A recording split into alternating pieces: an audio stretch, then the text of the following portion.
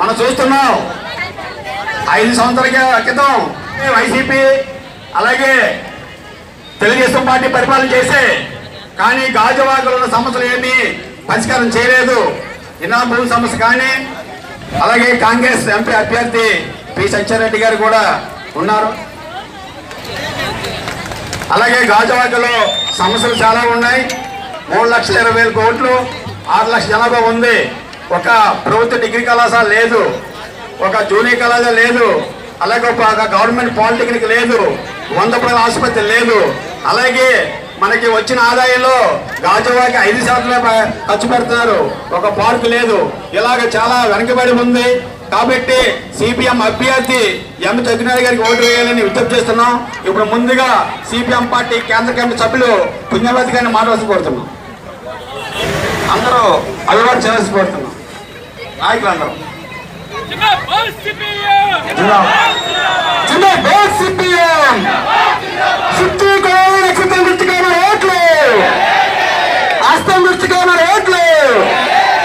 MP కష్టానికి ఎమ్మెల్యేకి supreme court నక్షత్రం గుర్తుగా ఓట్లు. గాజువాక నియోజకవర్గం అభివృద్ధి అవ్వాలంటే ఇండియా కూటమి గెలిపిద్దాం. గాజువాక అభివృద్ధి కావాలంటే ఇండియా కూటమి గెలిపిద్దాం. అందరికీ నమస్కారం. సోదరులారా, సోదరీమణులారా, వేదిక మీద ఉన్న సిపిఎం పార్టీ, ఇతర ఇండియా కూటమి పార్టీల నాయకులందరికీ నమస్కారం. చాలా పెద్ద పరీక్షని మనం ఎదుర్కోబోతున్నాం మే 13వ తేదీన. అది ఒక్క మన గాజువాక నియోజకవర్గానికే కాదు, విశాఖపట్నం జిల్లాకే కాదు, ఆంధ్రప్రదేశ్ రాష్ట్రానికే కాదు, ఈ దేశమే ఒక అగ్ని పరీక్షను ఎదుర్కోబోతా ఉంది. ఎట్లయితే అగ్గి నుప్పుల గుండంగా ఉన్నదో అంతకు మించిన పెద్ద నుప్పుల కొంపటే ఢిల్లీలో ఉన్నది. ఆ గొప్పటిని వదిలించుకునే రోజు మే 13వ తేదీ.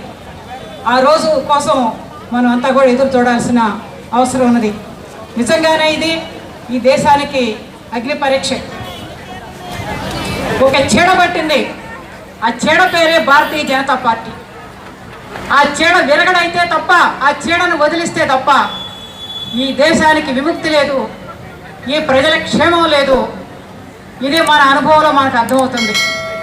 మిత్రులారా, అనేక మంది నాయకులు మాట్లాడాలి. 4 ముక్కలు నేను చెప్పి ముగిస్తాను. ఇక్కడ ఉన్నారు సిహెచ్ నరసింహరావు గారు, మీకు అందరికీ చిరపరిచితులు. ఆయన వచ్చిన 2 ఏళ్లకి ఈ విశాఖపట్నం నేను వచ్చాను. మేము వచ్చిన నాడు బహుశా 1974 నరసింహరావు గారు వచ్చారు, 76లో నేను వచ్చాను. ఇక్కడ ఏమీ లేదు. కానీ ఆ రోజు నుంచి ఈ చుట్టుపక్కల ప్రాంతాల్లో ఉన్న కార్మిక వర్గానికి అండగా నిలబడి ఇదిగో రెప్రపలాడుతున్న ఎర్ర జెండా, అనేక ఉద్యమాలు, అనేక పోరాటాలు, ప్రజలకు అండగా, కార్మిక వర్గానికి అండగా నిలబడి ఉద్యమాలు, పోరాటాలు నిర్వహించాం. ఎన్నో పోరాటాలు తదనంతరం విశాఖపట్నం స్టీల్ ప్లాంట్ సాధించుకున్నాం. ఇవాళ ఏం పుట్టింది నరేంద్ర మోడీకి నాకు అర్థం కావట్లేదు. దేశానికి ప్రధానమంత్రి అనేవాడు ఎవడైనా దేశాన్ని అభివృద్ధి చేస్తాడు. ఆ రోజు జవహర్లాల్ నెహ్రూ ఏం చెప్పాడు? ఆధునిక దేవాలయాలనంటే ప్రభుత్వ రంగ సంస్థలు, అదే రకంగా నీటిపారుదల ప్రాజెక్టులు, ఇటువంటి ఆధునిక దేవాలయాన్ని తీసుకుపోయి రామ మందిరం కడతాడంట. రామ మందిరం నువ్వు కట్టాలా? రామ మందిరం మన గోడల్లో రామ మందిరాలు లేవు. నిన్నగాక మొన్న శ్రీరామనవమి ఉత్సవాలు మనం జరుపుకోవాలా? కానీ ఈ ప్రభుత్వ రంగ సంస్థల్ని, ఇంత పెద్ద ప్రెస్టీజియస్ ఇన్స్టిట్యూట్ని విశాఖపట్నం స్టీల్ ప్లాంట్ తీసుకుపోయి ప్రైవేట్ వాళ్ళు కట్టబెడతావు. 3.5 సంవత్సరాలుగా ఇక్కడున్న కార్మిక వర్గం, ఇక్కడున్న ప్రజానీకం అండతోటి పోరాటం చేస్తామని ఇప్పటి వరకు నిలబెట్టుకుంటూ వచ్చాం. ఈ బీజేపీ పేడ విరగడైతే తప్ప మన జీవితాలతో ముడిపడి ఉన్న విశాఖపట్నం స్టీల్ ప్లాంట్ మనం కాపాడుకోలేదు. అర్థం చేసుకోండి మిత్రులారా. ఈ మొత్తం పోరాటంలో నేనున్నా అని నిలబడతా ఉంది సిపిఎం పార్టీ. మన జగ్గునాయుడు ఉన్నాడు, చిరపరిచితుడు మీకు అందరికీ. నాకు దాదాపుగా 40 ఏళ్ళ బట్టి తెలిసిన జగ్గునాయుడు ఒక సాధారణ వర్కర్గా ఉండి కార్మిక వర్గం కోసం, కార్మిక వర్గ పోరాటాల్లో మమేకం అయ్యి మన అందరిలోనూ ఒకడుగా ఉన్నాడు. అటువంటి వాళ్ళని మనం నిలబెట్టుకోవటం అనేది అది మన అవసరం. మన హక్కుల పోరాటం ఏదైతే సాగుతా ఉందో ఆ పోరాటాన్ని ముందుకు తీసుకుని జగ్గినాయుడు లాంటి నాయకుల్ని మనం గెలిపించుకోవటం అనేది మన అవసరం. వామపక్షాలను నిలబెట్టుకోవటం అనేది మనకు అవసరం. ఓ పెద్ద ఆయన అన్నాడు కదా, కమ్యూనిస్టులు ట్రాఫిక్ సిగ్నల్ లాంటి వాళ్ళు. ఒక్క నిమిషం కనుక జగదాంబ జంక్షన్లో ట్రాఫిక్ సిగ్నల్ ఆగిపోయిందో ఏమవుతుంది ట్రాఫిక్? కమ్యూనిస్టుల యొక్క పాత్ర కూడా ఈ దేశంలో అంతే, కమ్యూనిస్టుల యొక్క అవసరం కూడా ఈ దేశానికి అంతే ఉన్నది. ఈ దేశాన్ని సజావుగా నడిపించాలంటే, దేశ ప్రజల హక్కులు కాపాడాలనంటే కమ్యూనిస్టుల యొక్క చరిత్ర ఏంటో ఒక్కసారి మీరు గుర్తు తెచ్చుకోండి. ఈ దేశం యొక్క రాజ్యాంగాన్ని నిలబెట్టుకోవాలనంటే ఎన్ని ఉద్యమాలు, ఎన్ని పోరాటాలు చేస్తే, ఎంత ప్రాణత్యాగం చేస్తే కమ్యూనిస్టులు ఇవాళ ఈ దేశం ఇట్లా నిలబడిందో మీరు ఒకసారి ఆలోచించండి. ఎక్కడో దాకా పోనక్కర్లేదు మన విశాఖపట్నం నగరం. మిత్రులారా, మీకు అందరికీ తెలుసు డ్రెడ్జింగ్ కార్పొరేషన్ ఉన్నది. ఎంతమంది దాంట్లో ఉన్న కార్మికులు? 300 మంది. ఈ 300 మంది కార్మికులు ఉన్న డ్రెడ్జింగ్ కార్పొరేషన్ ప్రైవేటీకరణకు వ్యతిరేకంగా ఇక్కడ ఉన్న ట్రేడ్ యూనియన్ ఉద్యమం పోరాడింది. దాంట్లో నేర్చుకున్నానని కమ్యూనిస్టుల ముందు నిలబడ్డారు. ఆ రకంగా ప్రైవేటీకరణకు వ్యతిరేకంగా, షిప్ యార్డ్ ఆఫ్లోడ్కి వ్యతిరేకంగా, BHPV లాంటి వాడికి అప్పచెప్పడానికి వ్యతిరేకంగా నిలబడింది మనం. అందుకని మన హక్కులు మనం నిలబెట్టుకోవాలంటే ఇవాళ CPM అభ్యర్థిగా ఉన్న జగ్గినాయుడు గారిని, ఇండియా కూటమి అభ్యర్థిగా ఉన్న కాంగ్రెస్ పార్టీ నాయకుల్ని పార్లమెంట్కి మనం పంపించడం అనేది మనందరూ అవసరం అని చెప్పేసి మీకు అందరికి విజ్ఞప్తి చేస్తూ సెలవు తీసుకుంటాం. అధ్యక్షత వహిస్తున్నటువంటి గాజువాక డివిజన్ కార్యదర్శి రాంబాబు గారికి, అట్లాగే ఈరోజు ఈ కార్యక్రమంలో పాల్గొంటున్నటువంటి అభ్యర్థి మన CPM జగ్గినాయుడు గారికి, అట్లాగే కాంగ్రెస్ పార్టీ విశాఖ పార్లమెంట్ నియోజకవర్గం అభ్యర్థి అయినటువంటి పులుసు సత్యనారాయణ రెడ్డి గారు, వాడిన సత్యారెడ్డి గారు కూడా అని అంటారు. అట్లాగే తదితర పెద్దలు అందరికీ, CPI, CPM, అట్లాగే కాంగ్రెస్ పార్టీ, ఆమ్ ఆద్మీ పార్టీ, అట్లాగే CPML న్యూ డెమోక్రసీ వారు కూడా వచ్చారు. వారందరికీ కూడా ముందుగా CPI పార్టీ తరఫున నమస్కారాలు తెలియజేస్తున్నాను. చాలా మంది వక్తులు ఉన్నారు కనుక ఇప్పుడే పుణ్యవతి గారు కూడా చెప్పారు, కేంద్రంలో ఉన్నటువంటి BJP ఏ రకమైనటువంటి దుర్మార్గమైనటువంటి పరిపాలన 2014 నుంచి కూడా మన దేశంలో కొనసాగిస్తుందో.